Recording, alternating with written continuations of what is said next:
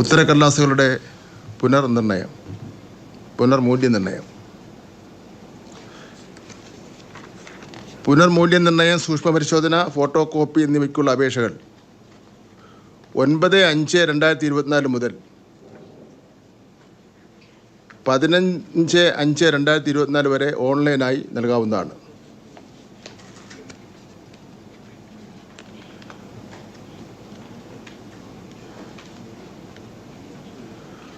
ഉപരിപഠനത്തിന് അർഹത നേടാത്ത റെഗുലർ വിഭാഗം വിദ്യാർത്ഥികൾക്കുള്ള സേ പരീക്ഷ 2024 മെയ് 28 മുതൽ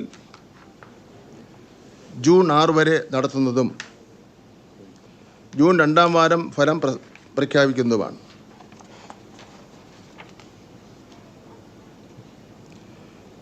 ഉപരിപഠനത്തിന് യോഗ്യത നേടാത്ത വിദ്യാർത്ഥികൾക്ക് പരമാവധി 3 വിഷയങ്ങൾക്ക് വരെ സേ പരീക്ഷ എഴുതാവുന്നതാണ്. 2024 മാർച്ച് പരീക്ഷയിൽ ഉപരിപഠനത്തിന് അർഹത നേടിയവരുടെ സർട്ടിഫിക്കറ്റുകൾ ജൂൺ ആദ്യവാരം മുതൽ ഡിജി ലോക്കറിൽ ലഭ്യമാകുന്നതാണ്.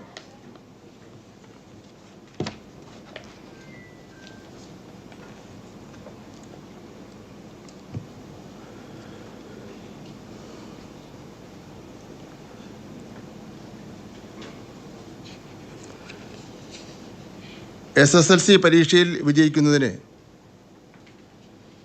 നിലവിൽ നിരന്തര മൂല്യനിർണ്ണയം, എഴുത്തു പരീക്ഷ എന്നിവ രണ്ടും ചേർത്ത് ആകെ 30% മാർക്ക് നേടിയാൽ മതി.